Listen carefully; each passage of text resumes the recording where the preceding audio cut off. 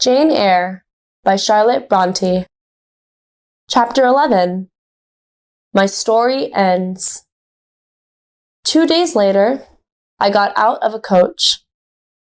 I was standing on the road near Thornfield Hall.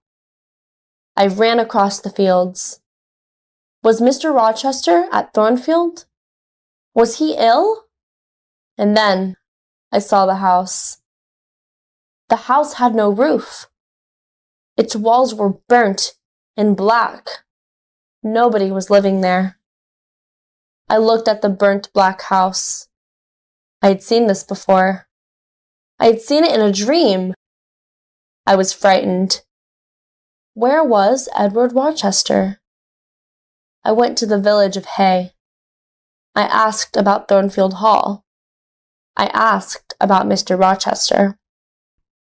3 months ago, there was a fire at Thornfield Hall, a man told me. The madwoman burnt the house. She was Mr. Rochester's wife. Was Mr. Rochester in the house? I asked. Yes, he was there, the man replied. He tried to save his wife's life. He went into the burning house, but the madwoman jumped from the roof. She died.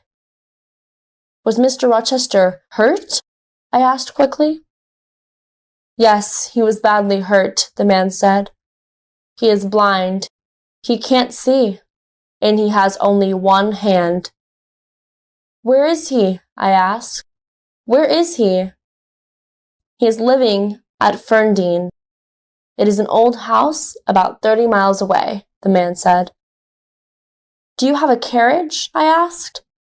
I must go to Ferndean immediately. I got out of the carriage near Ferndean. I walked to the house. I knocked on the door. A servant opened it. I knew her. Oh, Miss Eyre, you have come, she said. Mr. Rochester has been calling your name. A bell rang in another room. That is Mr. Rochester's bell, the woman said. He wants some candles. There were 2 candles on a table near the door. The woman lit them, and she picked them up. Mr. Rochester is blind, but he always burns candles in his rooms in the evening, she said. Give the candles to me, I said. I'll take them to him. I opened the door of Mr. Rochester's room. His black and white dog was sitting by the fire. The dog jumped up and ran towards me.